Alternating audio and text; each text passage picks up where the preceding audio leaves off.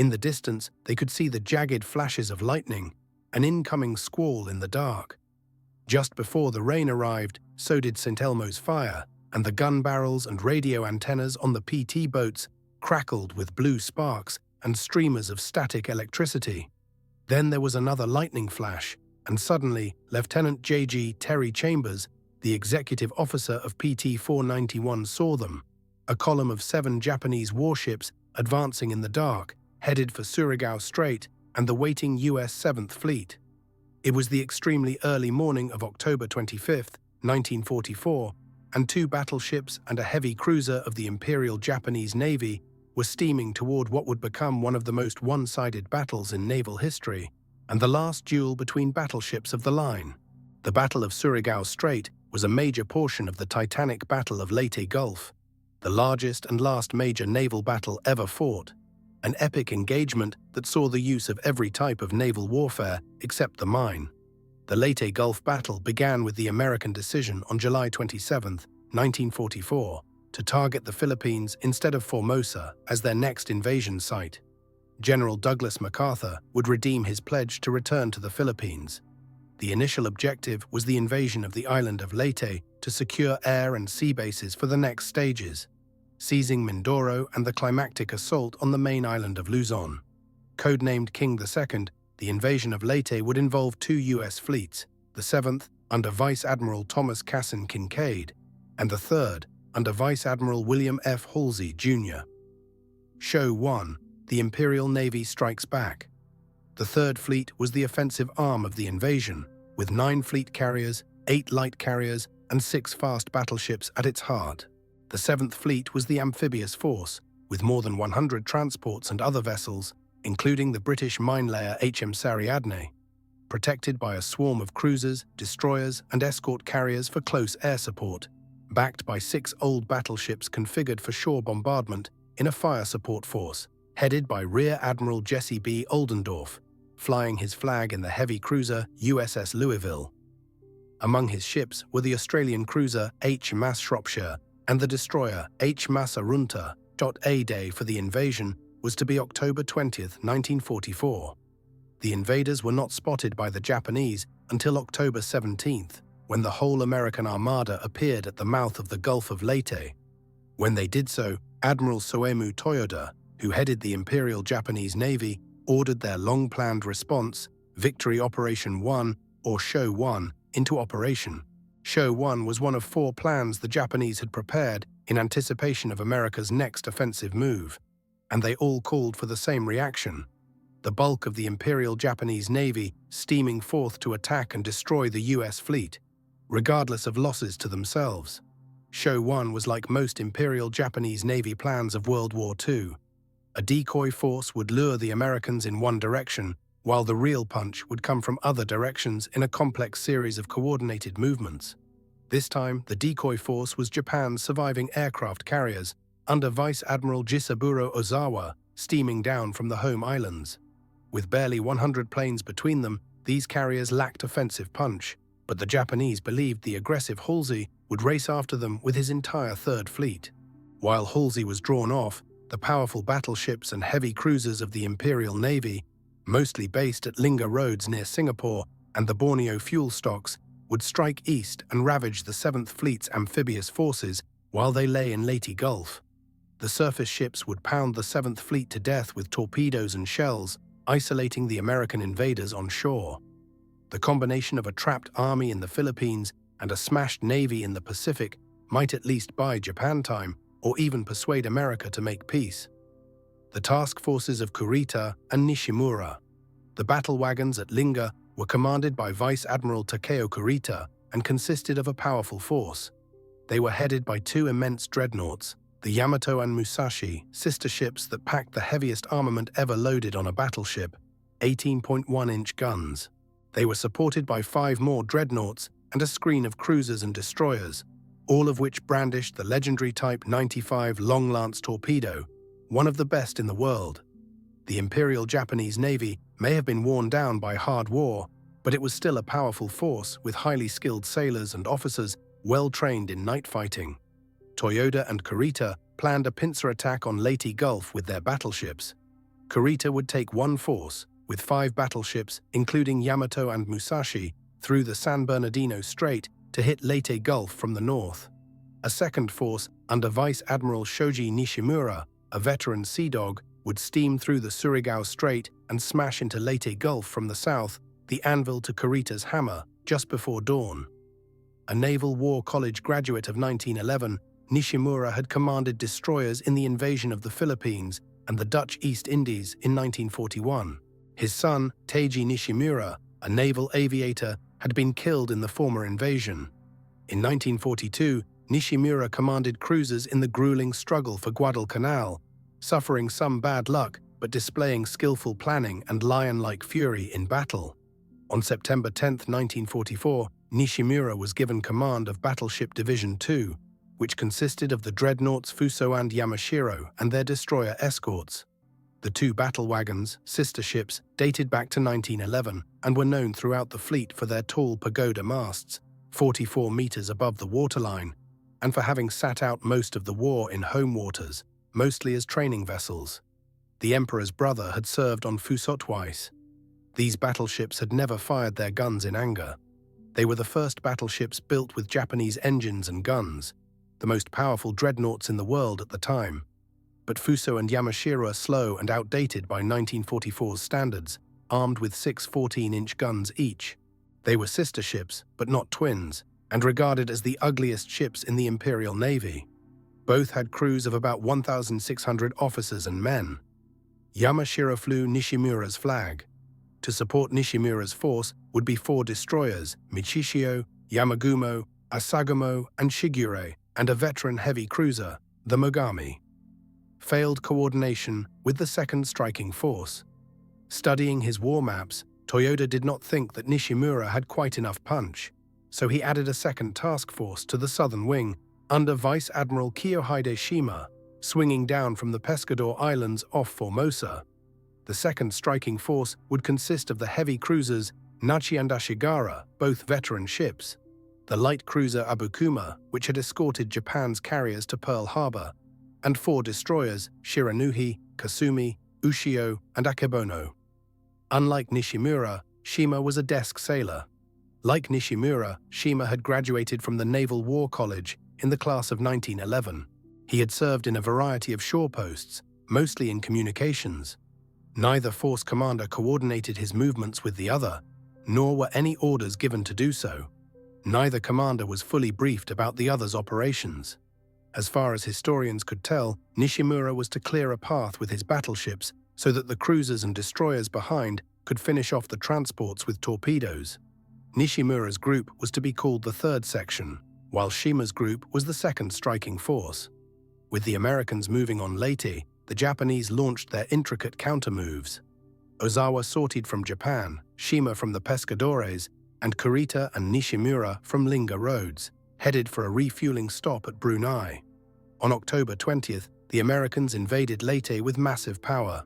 Landings began at 10 a.m., and General MacArthur strode grimly ashore 4 hours later, making his famous "I have returned" speech from the invasion beach amid a steady downpour, spotted in the Sulu Sea.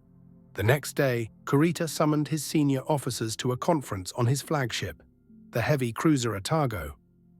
Kurita explained his plans to the assembled admirals, including the decision to split off Nishimura's force to head for the Surigao Strait. If the complex ship movements worked, the 2 forces would slam into the American 7th Fleet just before dawn on October 25th. The next morning, the Imperial Japanese Navy's battle line headed out for sea for the very last time, with Kurita and his 5 dreadnoughts steaming north to the Sibian Sea and the San Bernardino Strait. At 3:30 p.m., Nishimura's ships put to sea. Shima's ships were already en route. All through the afternoon and night, the 2 forces steamed along unimpeded into the Sulu Sea. Not so Kurita's force, which was spotted by 2 American submarines, which slapped torpedoes into 3 of Kurita's cruisers, sinking 2, including his flagship Otago, and damaging the 3rd. Kurita shifted his flag to the battleship Yamato and sailed on. At 6 a.m. on the morning of October 24th, the nearest carriers to Nishimura, the veteran USS Enterprise and the new USS Franklin, launched reconnaissance planes to fan out over the Sulu Sea, hunting for Japanese warships. At 8:30 a.m., an Enterprise search team under Lieutenant Raymond E. Moore spotted Nishimura's battleships and identified them correctly. A strike group of 12 bombers and 16 fighters headed for the dreadnoughts. For Enterprise ensign Robert J. Barnes, seeing the massive battleships beneath him was something you dream about as a dive bomber pilot. The anti-aircraft fire was terrific. On the Japanese ships, signal halyards and bugle calls summoned everyone to battle stations. The 14-inch guns loaded Type 3 anti-aircraft ammunition and opened fire. The barrage of shells shook Asagamo's chief engineer, Tokichi Ishii, in his engine room. On Fuso, Yeoman Second Class Hideo Ogawa, in the powder magazine, considered that if the battleship were hit, his end would be quick, as he was surrounded by main battery powder canisters. The American planes swooped down on the Japanese warships, subjecting them to bombing, strafing, and rockets. On Yamashiro, 20 men died from strafing. A bomb scored a direct hit on Fuso, bouncing No. 1 turret on its barbette. It crashed through the deck and killed everyone in the secondary battery.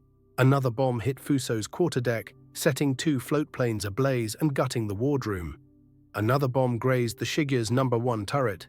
Lieutenant Commander Fred Bakutis, skipper of Enterprise's fighter squadron, was shot out of the sky during the battle and had to ditch. Luckily, the Japanese did not spot him, and he spent 7 days in a life raft before he was spotted and picked up by the submarine USS Hardhead, dehydrated, hungry, blistered, but otherwise in good shape. He recovered to resume flying. The American planes flew off, and damage control parties on the Japanese ships went to work. Both battle wagons suffered from burst seams and minor damage. Nishimura ordered his ships to proceed with their mission. He fired off Mogami's scout planes to check on the enemy.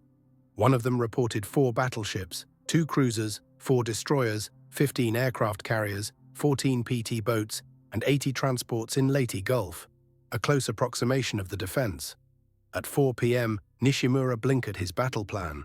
Mogami and the 4 destroyers would steam ahead and mop up the enemy PT boats, then reassemble, and all ships would charge up Surigao Strait.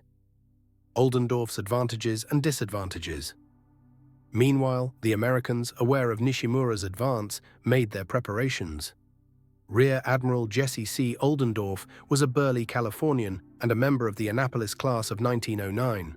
Known as Ole to his pals, he had commanded the heavy cruiser USS Houston before the war, which had carried President Franklin D. Roosevelt on his voyages. In 1942 and 1943, he was in charge of countermeasures in the Caribbean against U-boats and screening big transports on convoy duty. He took over the Pacific Fleet's gunfire support battleships in 1944, flying his flag on the heavy cruiser USS Louisville. With short notice, Oldendorf planned his defenses with skill. He summoned his subordinate admirals aboard his flagship in the early evening to lay out his plans. He had several advantages: large numbers of ships, new fire control radar, combat information centers to channel information flow in and orders out, and above all the narrow geography of Surigao Strait, which offered opportunities for ambushes. He set up a gauntlet for the Japanese. PT boats would be the opening screen, alerting Oldendorf to the enemy's location, size, and movements. Then Oldendorf would harry them with destroyers armed with torpedoes. The Japanese would be worn down by the time they reached his battle line of 6 older battle wagons and 10 cruisers, which included Australia's HMAS Shropshire. The crowded nature of Surigao Strait would enable Oldendorf to form a battle line crossing the T of the Japanese advance, the dream of every naval commander, which would hammer the Japanese ships. Still, the US Navy had not shown a good record in night naval engagements up to this point, losing battles or suffering heavy casualties in the Solomons. His destroyers lacked replacement torpedoes.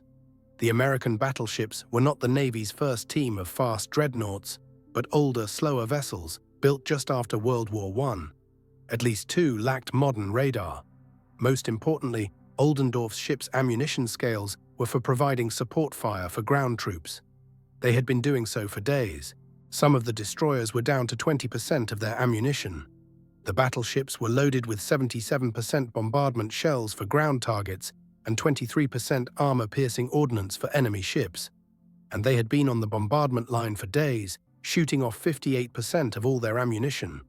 Oldendorf told his battleship men to hold fire until the Japanese had closed to 17,000 to 20,000 yards, use armor-piercing shells to rip open the enemy hulls, and high-explosive ordnance thereafter. Oldendorf took other precautions. Remembering that at Savo Island in 1942, Japanese shells blasted American cruisers' seaplanes to start fires, he ordered his ships to park their seaplanes in hangars and rely on PT boats, radar, and good communications to track the enemy. The destroyers and cruisers took up positions on the right and left wings of the battle line to minimize the risk of friendly fire. All afternoon, Oldendorf's ships took on additional ammunition. PT boats make contact. Everybody in the American force was eager for battle. 5 of the battleships in Oldendorf's line had been present at Pearl Harbor. Maryland, Pennsylvania, West Virginia, California, and Tennessee. Their crews were eager to avenge that humiliation. The 6th battleship was the veteran USS Mississippi. Some of the American cruisers were new warships, like Denver, Columbia, and Cleveland, while others trailed lengthy records of combat. Portland had been at Midway, Minneapolis at Guadalcanal, Phoenix had steamed boldly out of the carnage of Pearl Harbor, while Boise survived overwhelming Japanese power in the defeats in the Philippines and Dutch East Indies. The Australians aboard HMAS Shropshire had bitter memories of the fiasco at Savo Island, having served aboard and survived the sinking of HMAS Canberra before she could fire a shot. Captain Jesse G. Coward, a Guadalcanal veteran commanding Destroyer Squadron Desron 54, a fresh addition to Oldendorf's force, signaled his boss, "In case of surface contact to the southward, I plan to make an immediate torpedo attack and then retire to clear you. With your approval, I will submit plans shortly." Oldendorf gave the aggressive Coward the green light 15 minutes later. The Japanese were going in too. Nishimura intended to hit the American transports at 4 a.m. The night wore on, with Japanese lookouts peering into the dark as the two forces moved separately through the Mindanao Sea and toward the island of Leyte. Waiting in the dark for Nishimura's split force were 39 PT boats in 13 groups of 3, engines idling, ready to fire torpedoes and crash start their main engines to escape. There was no wind, a flat sea, and visibility only about 3 miles.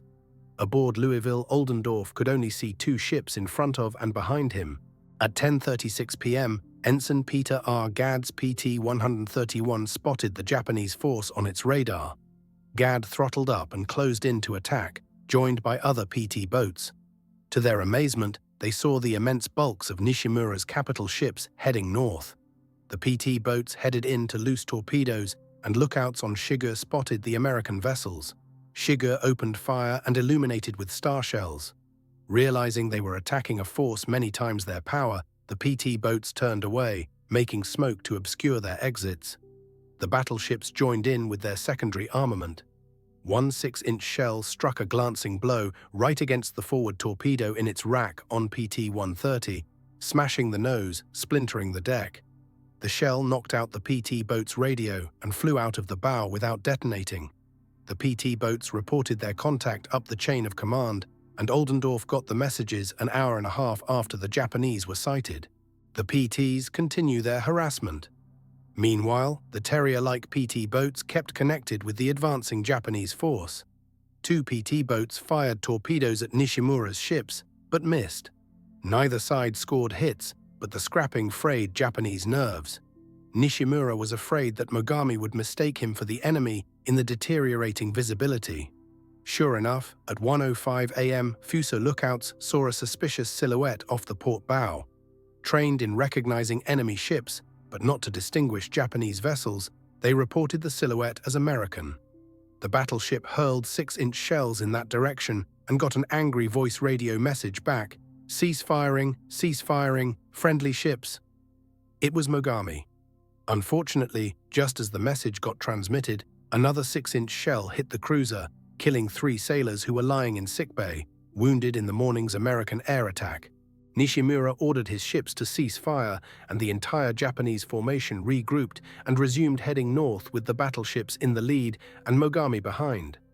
Some distance behind them, Shima's cruisers followed, his intentions vague.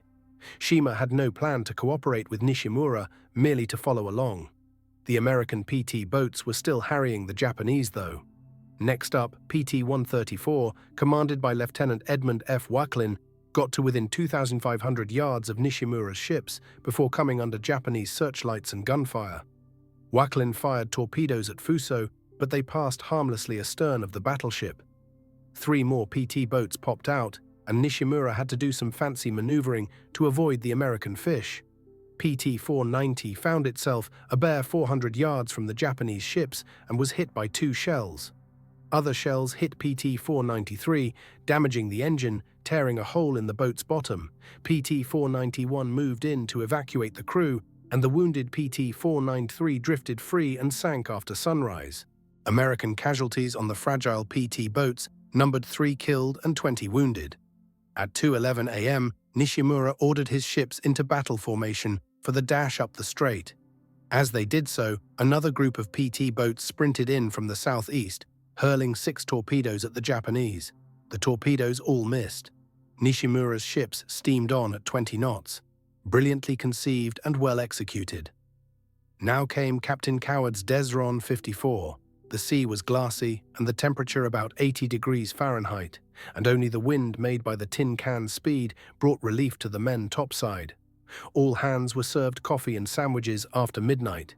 Moving in 2 flanking groups south through the strait, Coward's 5 destroyers plotted the Japanese approach with their radar. At 2:58 a.m., Shiga illuminated Coward's eastern group with a searchlight, and Coward assigned targets as his tin cans cranked up to 30 knots for an attack. His plan was to use torpedoes only, so as not to give away his ship's positions with gun flashes. At 3 a.m., the American destroyers loosed 27 torpedoes at a range of 11,500 yards at the Japanese.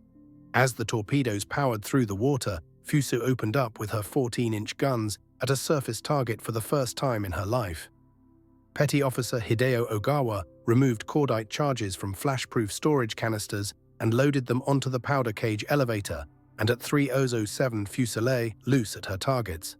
Japanese shells flew at the American destroyers. A minute later, 2 American torpedoes from Melvins slammed into Fuso's starboard side with towering explosions and cascades of water. The dreadnought slowed down and began listing to starboard. The starboard boiler rooms flooded rapidly. The dreadnought sheared out of line, her starboard side blazing.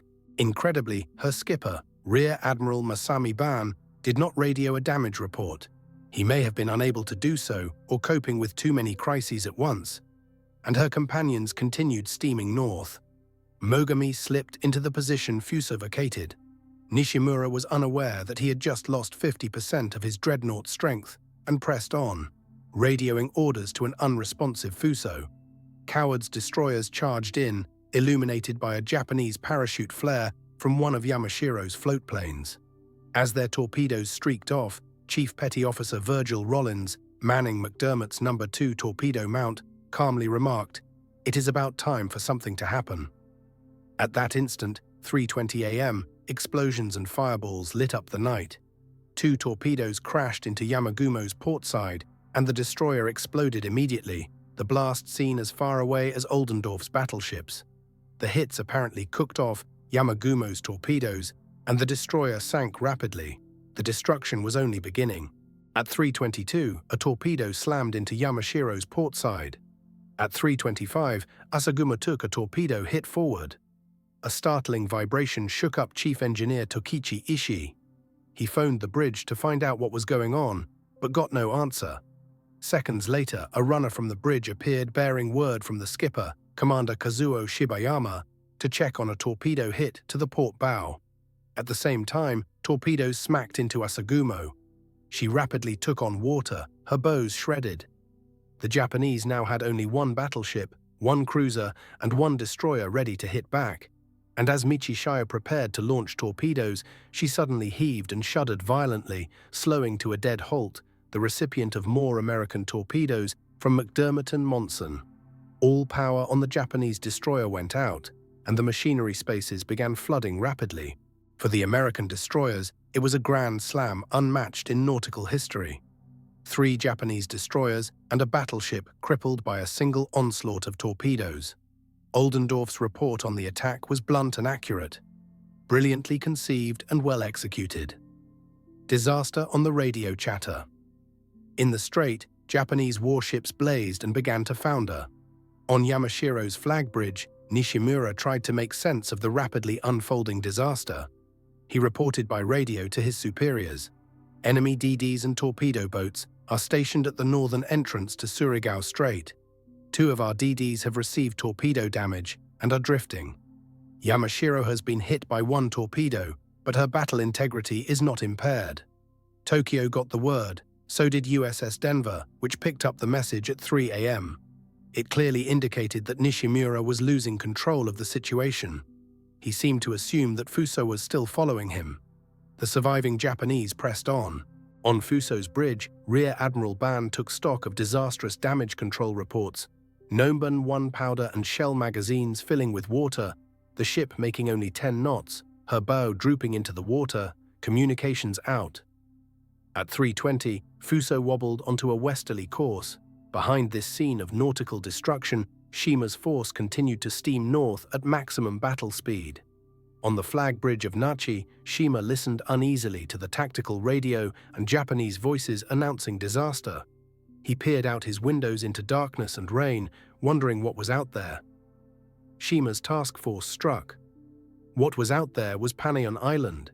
His ships were steaming through rain and mist on the wrong course. At the last minute, lookouts saw mountains looming and heard waves crashing ashore and shouted warnings. Shima ordered his ships to a maximum port turn, and he evaded both navigational embarrassment and disaster. At 3:20, they faced disaster at enemy hands as torpedoes crashed out of the night and into the light cruiser Abakuma's port side, just forward of the bridge, ripping open the flimsy ship's hull. 1,000 tons of water cascaded in. Shima had just met the American PT boats that had not engaged Nishimura's ships, and they were eager to tear into the Japanese. Abukuma and her escorts fired back, but to no avail. It was clear Abukuma could not proceed, and the old cruiser pulled out of formation with 37 dead. The cruiser's escorts sprinted on in the night, leaving Abukuma behind to tend her wounds. Up ahead, Nishimura's force continued north. The next set of picadors was Captain Kenmore McMains' Destroyer Squadron 24, Desron 24, which included Idmasa Runta, her white ensigns snapping in the wind. Unlike sea dogs of old, McMains fought this battle not from his flag bridge, but in his combat information center hunched over a radar screen. McMains cranked his ships up to 25 knots, and at 3:23 a.m., Arunta opened up with 5 torpedoes. USS Killen launched her fish a minute later, all aimed at Shiguri and Yamashiro. At 3:31, one of Killen's torpedoes smacked into Yamashiro's portside amidships. The battleship began to list to port and cut speed to a perilously slow 5 knots. Determined damage control on the dreadnought patched the holes, and soon Yamashiro was back at a decent 18 knots. South of the flagship, Fuso was in agony, still moving on a wobbly course, probably trying to beach on Kanihan Island. But the ship was so far down at the bow, Chief Engineer Captain Eiichi Nakaya could not maintain navigability. In number 1 turret, Yasuo Kato saw water flooding in from the hatch above him. Kato sent a messenger to the bridge to report his predicament. The messenger saluted, scrambled out of the listing turret, and was back moments later. He could not walk the deck. It was spouting steam, oil, and seawater. Below Kato, Hideo Ogawa and his pals watched seawater trickle into their space. The turret captain ordered Ogawa and 10 of his buddies to evacuate upward. They climbed into the projectile room above, closing the steel hatch behind them to preserve watertight integrity. Once there, Ogawa and his shipmates kept climbing, joining 15 more men to evacuate through another steel door of the hoist. Then came orders from the bridge. All hands of number 1 and number 2 turrets were to assemble at the center starboard upper deck as reserves for damage control. Abandoned ship, McMains and his tin cans of Desron 24 were still harrying Nishimura's battered ships. Radar screens were full of pips from both friend and foe. While the Americans held the initiative, the Japanese fought back. Asaguma fired torpedoes at USS Daly, which sizzled just under the Americans' bow. The sound and fury in this portion of the engagement signified nothing as both sides missed each other. but Fuso's nightmare was coming to an end. Hideo Ogawa watched his ship's forecastle slide underwater. Crewmen struggled out of number 1 turret onto the slanting foredeck, her gunhouse parting the seas with its shield. Yasuo Kato wiggled out of the turret and was struck by the fact that complete silence prevailed on our ship. Then the thin sound of gurgling water and the distant rumble of explosions were broken by the strident notes of a bugle blaring, "Abandon ship." Kato and his buddies started jumping into the water. As they hit the Surigao Strait, they heard a grinding clatter. Everyone looked up and saw Fuso's bridge tilt at an angle of 45 degrees to the left and make a terrible noise. It hit the water with a huge splash. With her bow submerged, Fuso was listing heavily to starboard. Suddenly, she corkscrewed to port and upended. Kato, who had scrambled over the starboard rail, had found himself standing on the hull side and sliding along the blister. When Fuso spun to port, he was flung into the sea on his back. He swam away.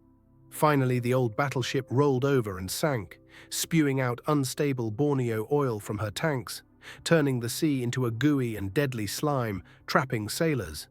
As the oil spread, it connected with flaming wreckage and started new fires.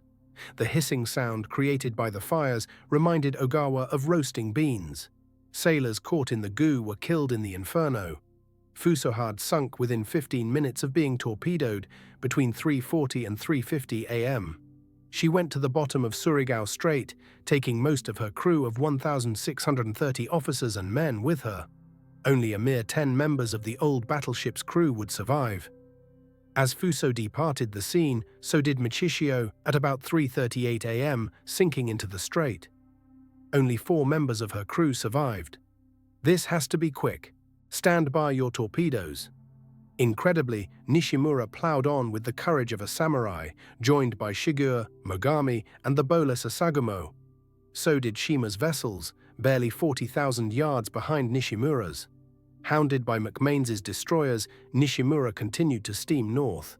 The Japanese hurled shells at their tormentors, who used smokescreens with considerable effectiveness. On Mogami's bridge, officers struggled to make sense of radar screens, trying to separate land masses from Japanese and American warships. By now, the opposing destroyers were in gun range, and Hutchins opened fire on Asagumo, hitting her and setting fire to the Japanese ship's torpedo tubes. On Louisville, Oldendorf watched the flashes of explosions and the beams of searchlights, awaiting the moment he could cut loose. From listening to the radio chatter, he determined he was up against 2 battleships, not 4. The Japanese were now 26,900 yards away from his dreadnoughts. West Virginia led the parade of battleships, followed by Maryland, flagship Mississippi, Pennsylvania, Tennessee, and California. At 3:34 a.m., Destroyer Squadron 56, Desron 56, Captain Roland Smoot on USS Newcombold, the next U.S. charge against Nishimura's force, with 9 destroyers maneuvering in 3 sections to corner the enemy. At 3:46, Captain Thomas Conley, commanding Smoot's 2nd section, signaled his destroyers, "This has to be quick. Stand by your torpedoes." Smoot and Conley logically were worried that their tin cans would be at risk to both Japanese fire and American guns in this close-range encounter. Their attack would go in bare minutes before the American battleships would open fire. 18 minutes of vengeance. The Japanese kept closing in ragged formation. On the American dreadnoughts, radar operators and communicators chanted off steadily decreasing ranges. At 3:50 a.m., the range dropped to 15,600 yards. Oldendorf barked, "All right, give the order to open fire." TBS, talk between ships, radios and sound-powered phones, repeated the Admiral's order. On the battleships and cruisers, except Louisville, whose gunners cut loose before the order was given, buzzers sounded and gongs rang, and the battle line spewed forth massive shells with a titanic roar. Louisville's deck and bulkheads rattled from the opening salvo. The light cruisers fired their 6-inch guns rapidly, the heavy cruisers their 8-inch guns more deliberately. At 3:53 a.m., West Virginia opened fire on Yamashiro, 2,800 yards away, in full broadside. Her 16-inch guns, 2 gun turrets officered by men on their first sea voyage, exacted revenge for the Pearl Harbor humiliation by hitting Yamashiroon the first salvo. Yamashiro's forecastle spouted flame, and her 14-inch gun turrets erupted with answering shells. 2 minutes later, California opened up with the first of 63 rounds of 14-inch shells. At 3:56, Tennessee joined the din, 3 American battleships that had survived Pearl Harbor blasting a single Japanese dreadnought. On Mogami, the American barrage shone in distant flashes like light rows of a switchboard turning on, one after another in a dark room. The light show was followed by the whistle and hiss of incoming shells. Those shells that missed sent up huge walls of white water. Those shells that hit Yamashiro impacted near her bridge, rocking the giant ship, starting fires, disabling the radar but missing the compass and flag bridge. Nishimura's T had been fully crossed, but it did not matter. The previous hits to his ship had flooded the magazines for his number 5 and number 6 turrets, knocking them out of action, and he was about to unmask his number 3 and number 4 turrets. All of Mogami's guns bore forward because of her wartime rebuildings, and Shigeru's primary weapons were her torpedoes. Furthermore, head-on targets were tougher to hit. Under fire, poorly informed as to his situation, Nishimura radioed for Fuso to open fire on the Americans, unaware that his second battleship was sunk. Nor was Nishimura aware of Shima's location behind him. The 2 Japanese forces would enter battle completely uncoordinated. American shells rained down on Yamashiro. At 3:56, HMAS Shropshire finally had a firing solution and hurled 32 8-inch broadsides of 8 guns at Yamashiro. At 3:59 a.m., Maryland located Yamashiro on her radar and ripped loose with her main battery. The American heavy guns thundered for only 18 minutes, but it was time enough to avenge the humiliations of Pearl Harbor and Savo Island, raining destruction on Yamashiro. A direct hit exploded the officer's wardroom, serving as a sickbay, killing medical lead Lieutenant Buntaro Kitamura and staff along with the wounded they were attending. Other heavy shells ripped open Yamashiro's armor and shredded her superstructure, a sudden promotion for Chief Petty Officer Yamamoto. While Yamashiro absorbed the shelling, Mogami and Shigeru struggled to fight. Mogami turned to port to unmask starboard torpedo tubes under heavy enemy fire. The Americans did not ignore the cruiser. McManes's destroyers spotted Mogami, illuminated by Yamashiro's fires, bearing down on the onrushing Hutchins. The destroyers Dali and Bachi opened fire on Mogami. On the cruiser, Captain Ryo Toma wondered if he was steaming toward Japanese or American ships in the confusion. To be sure, he flashed 2 large searchlights and a red Very Star. The Americans answered his signals with a hail of shells. Mogami took a hit on her mainmast, and the steel structure began to sag. Other shells blasted her 2 radio rooms and anti-aircraft mounts. Toma decided to make a wide loop away to try to launch torpedoes from his port side. But the fire and smoke drew a fusillade of 6-inch and 8-inch shells from Oldendorf's cruisers, which added to Mogami's pain with hits on number 3 turret, knocking it out of action, and another on the deck near the starboard after engine room's air intake, which sent smoke into the engine room and forced the crew to evacuate. On Mogami's bridge, Toma and his officers argued over what they should do, continue the attack or withdraw. Toma wanted to withdraw, but his officers believed they could still fight their way past the Americans. Toma yielded to their Bushido spirit. Mogami turned around and headed north at 4 a.m.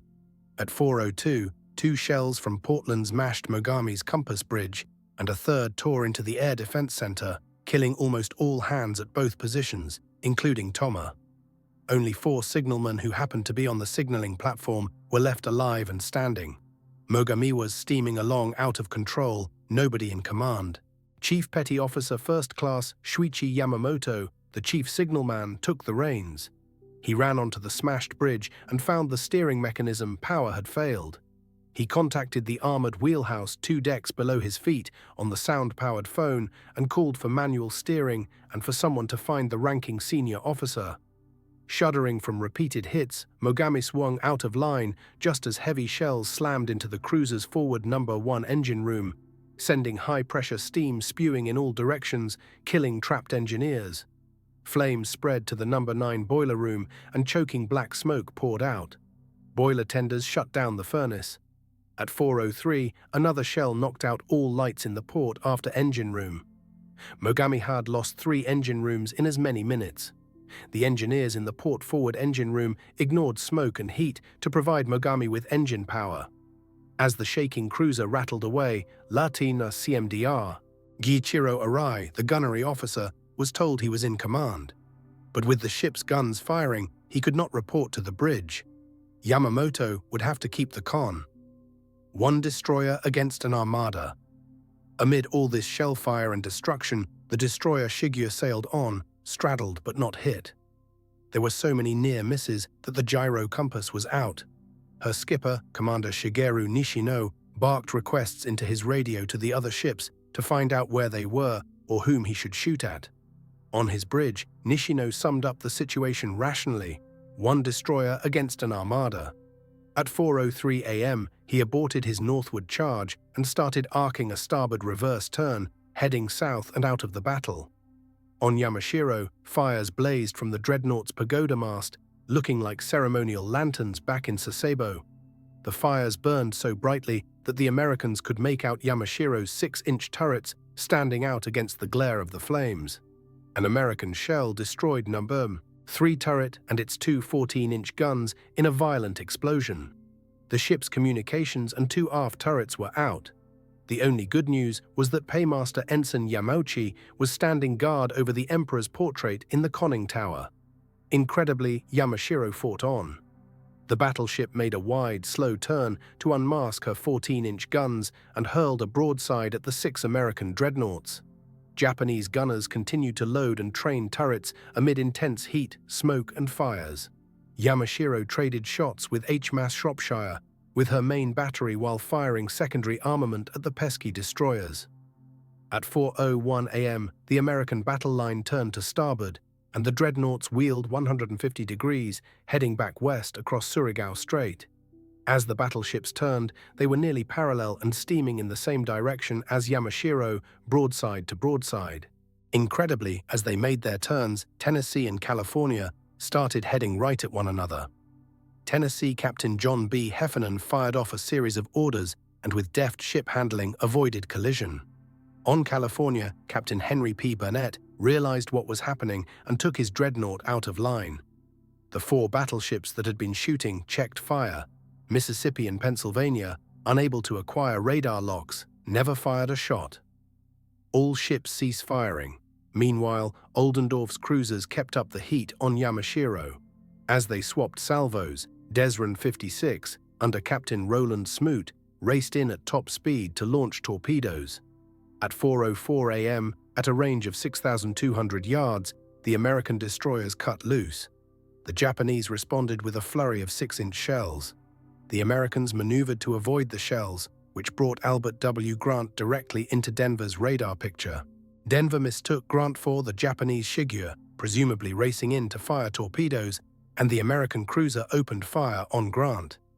Near misses scattered shrapnel. An American shell hit Grant's fantail, knocking out the number 5 5-inch turret. More shells from both sides punched into the forward stack and the forward boiler room, the forward engine room, the number 1 40mm gun, the scullery room, and the port motor whaleboat.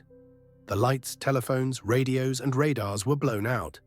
Grant's skipper, Commander Terrell A. Nisawana, reacted quickly.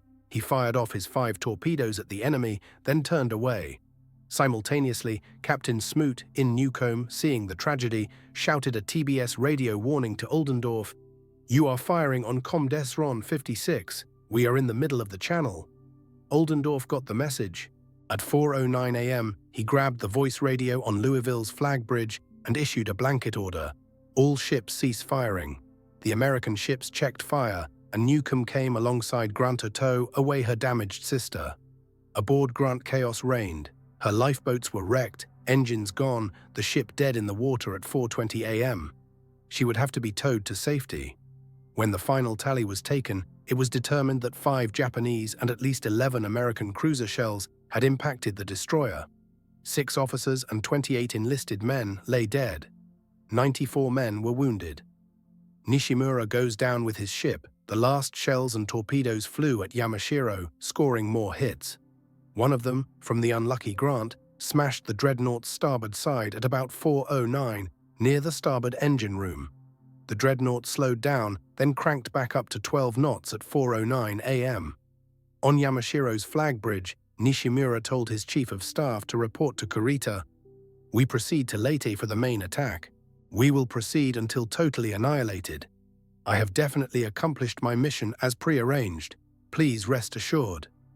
Now, with the firing ceased, Surigao Strait again reverted to blackness, lit only by the raging fires on Yamashiro, Mogami, and Grant. The Japanese checked fire too. Silence descended on the battlefield. Naval historian Samuel Eliot Morrison wrote, "Admiral Nishimura and the officers and crew of Yamashiro must have regarded this ceasefire as God's gift to the emperor." Nishimura decided to meet Shima's force and regroup. The blazing battleship commenced a wide turn to port, heading southwest. On the American ships, everybody stared down at the radar plots, separating out the various blips. As the Japanese dreadnought retreated, the Americans figured out which one was Yamashiro. For the last time in the history of warfare, a battleship fired its ordnance at another such vessel, as the flagship Mississippi unleashed her first and only broadside of the night, doing so at Yamashiro at a range of 19,790 yards. With the American battle line in some disorder and the Japanese apparently retreating, Oldendorf turned the pursuit over to his cruisers and destroyers, ordering them to resume fire at 4:19 a.m. Before they could comply, the fattest pip on the American radar screens abruptly vanished. It seemed that Yamashiro had sunk, probably by capsizing, according to the later Naval War College report. The War College was right. 4 torpedoes hit Yamashiro, possibly from Newcomb, and the stricken battleship went dead in the water, keeling over to port. Fires amidships silhouetted the pagoda superstructure in a lurid glow as it heeled over like a collapsing sandcastle. On the bridge, the skipper, Rear Admiral Katsukio Shinoda, calmly passed the word to abandon ship. He and Nishimura remained on their bridges. Within 2 to 5 minutes, the blazing dreadnought keeled over and capsized. Nishimura, his staff of 20 officers, Shinoda and nearly all of Yamashiro's crew of 1,636 officers and men went to the bottom of Surigao Strait. While a large number of sailors survived the sinking, only 2 warrant officers and 8 petty officers returned to Japan, the same number as from Fuso. The last Japanese torpedo, Salvo, Shigure and Mogami were now the only vessels of Nishimura's force left afloat, and both were withdrawing. Shigure took an 8-inch shell in her fantail, and her skipper logged, decided to retire. The battered cruiser and destroyer headed south, and at 4:15, their lookouts were astonished to see a destroyer racing toward them at 30 knots. It was Shima's lead ship, the Shiranuhi. Behind her was Shima's flagship, Nachi, starting the next phase of the battle. Shima's ships had gone through an interesting journey, passing by raging oil fires and wreckage belonging to Nishimura's shattered vessels, hearing and seeing gunfire to the north. They advanced through smoke screens. Oil fires blazed on the ocean. The ships passed by the badly damaged and helpless Asagumo. Then radar spotted 2 contacts dead ahead at 4:15 a.m. Figuring it was the enemy, Shima ordered, "All ships attack." Shima's 4 destroyers and 2 cruisers dashed forward, unmasked their torpedo batteries, and fired their long-lance torpedoes, which had caused so much havoc in the grueling struggles for Guadalcanal. The torpedoes had 8 miles to run. As it happened, their target was Oldendorf's flagship Louisville. But the torpedoes missed. Shima and his men peered into the smoke and mist to observe results. And out of the smoke came Mogami, her number 3 gun turret a ruin, barrels blackened, forecastle riddled with holes, flames smoldering from her flight deck aft. With Chief Petty Officer Yamamoto still on the bridge, the blasted Mogami was retiring at last. Crewmen on Nachi howled banzais of encouragement as the 2 ships closed the range. On Nachi's bridge, Captain Enpei Kanuka thought that he would pass Mogami a little too close, figuring that Mogami was dead in the water. But to everyone's amazement, Mogami was actually steaming along, just barely, and right for Nachi. Kanuka shouted, "Full reverse," and right rudder to avoid Nachi's sister. Too late. At 4:23, Nachi's anchor deck converged with Mogami's starboard at number 1 turret, and the 2 ships collided with a sickening, jarring crunch. The collision added more dents to Mogami's battered hide, wrecked Nachi's No. 2 anti-aircraft mount, and ripped a 15-meter gash in Nachi's port bow at the waterline. Flooding alarms went off, and the two cruisers pulled themselves apart. On Mogami's bridge, Yamamoto bawled through a megaphone, "This is Mogami. Captain and XO killed. Gunnery officer in charge. Steering destroyed. Steering by engine. Sorry." Shima and Kanuka, exasperated, accepted the blame. Nachi began crawling southward at 5 knots. Mogami struggled to get in line behind her two sisters. Everyone listened for explosions from the 16 torpedoes fired, but there was no sound.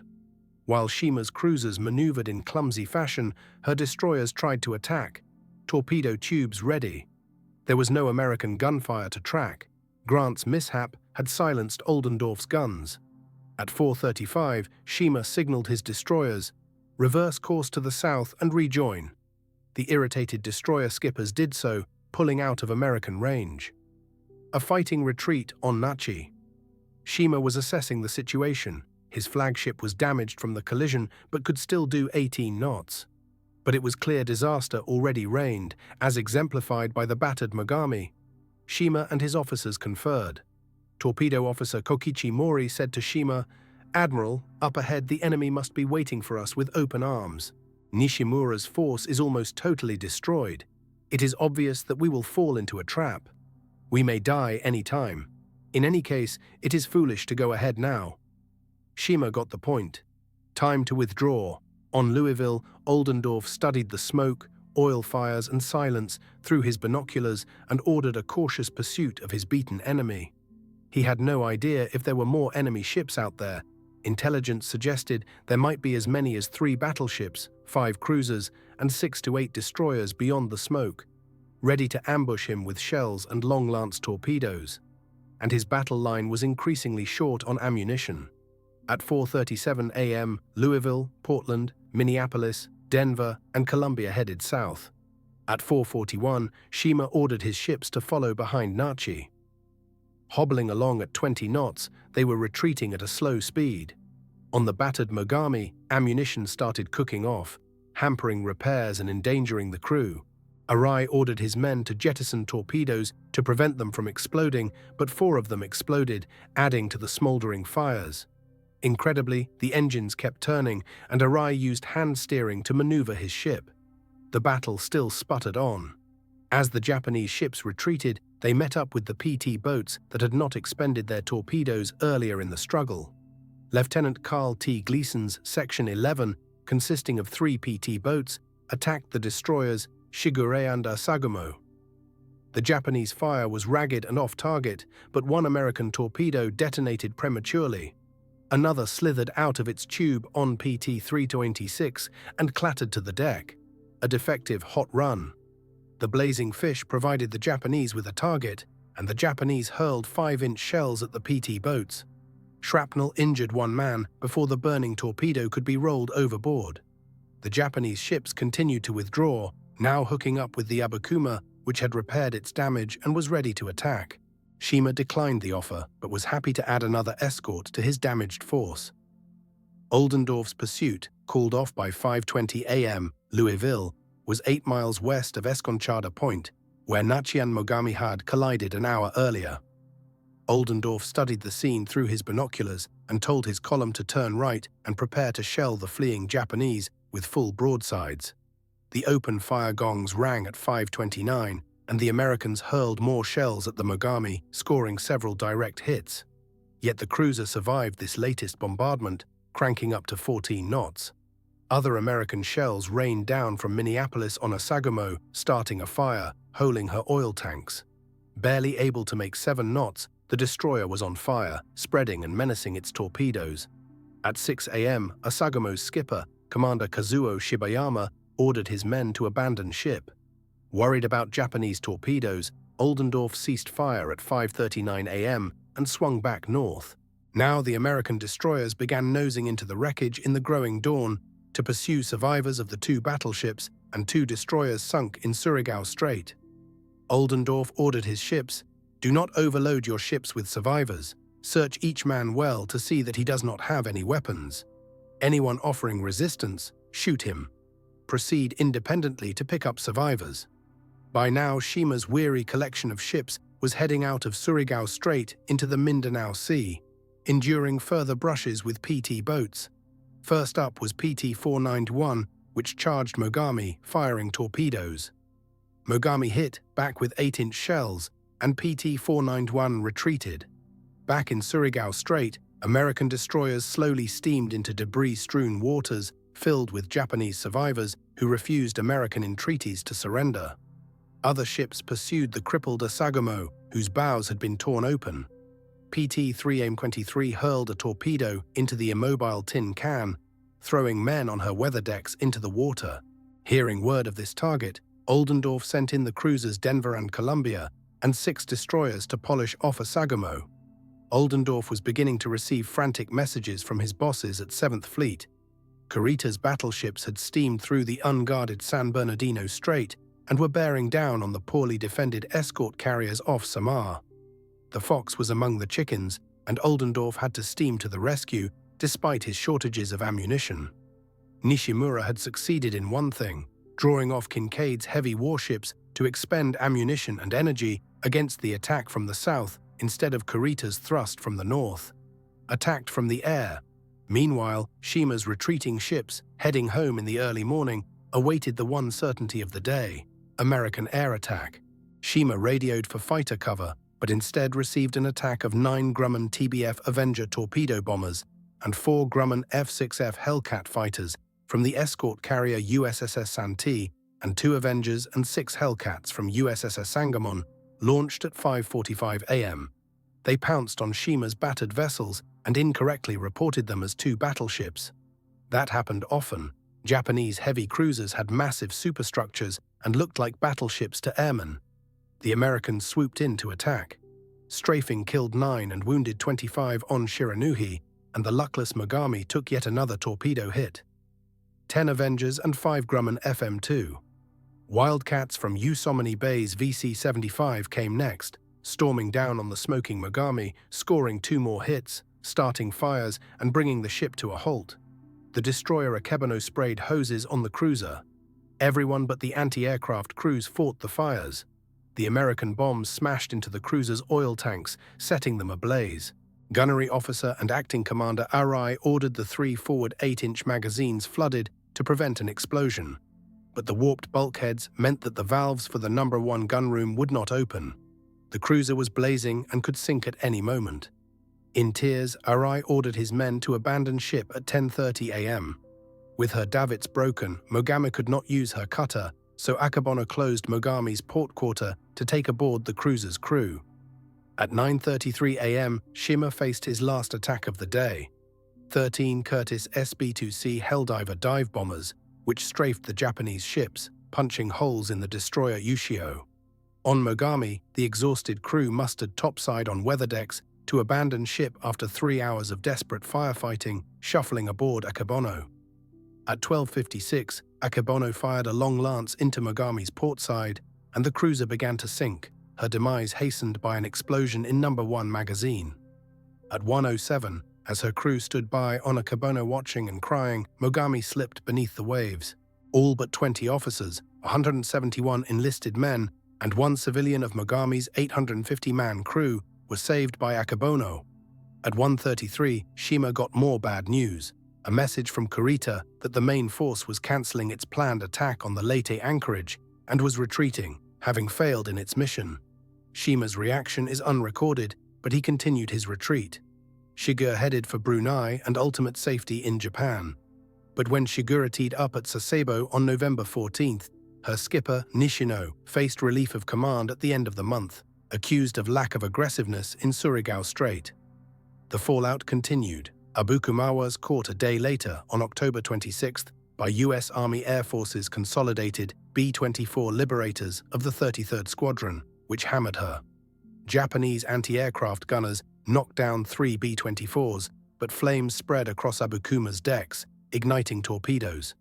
Her skipper, Captain Takuo Hanada, ordered the ship abandoned. He and 25 officers and 257 enlisted men of her 438-man crew survived. one of the most one-sided naval actions in history. What had happened was simple enough. Nishimura and Shima had steamed into a gauntlet of gunfire and had been defeated in one of the most one-sided naval actions in history.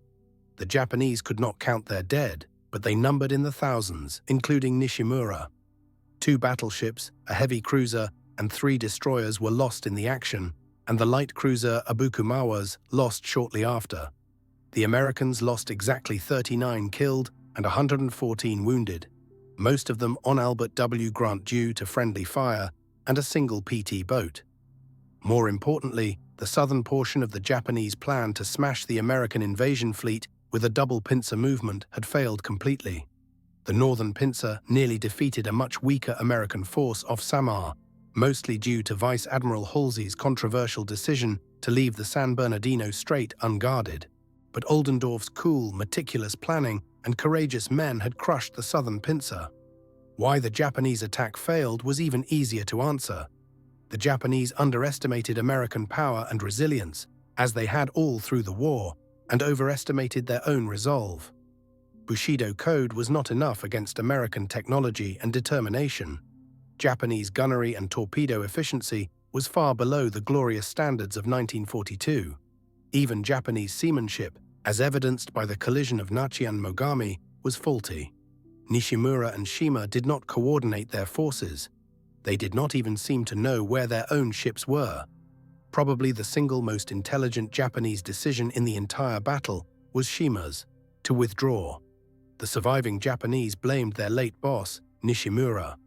Hiroshi Tanaka of Yamashiro described survivors as saying that Nishimura's strategy was that of a warrant officer, not an admiral. Still, it was difficult to see what else Nishimura could have done.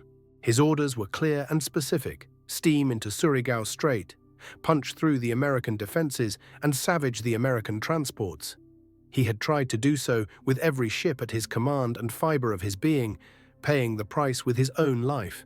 The very cause was hopeless, but Nishimura and his sailors did their best to carry out their orders with full and hopeless valor. The end of the battle line era. It was also the end for a style of warfare that dated back to 1655, when Britain's Duke of York defeated the Dutch Admiral Obdam in the Battle of Lowestoft, the battle line. It had translated from the age of sail to that of steam.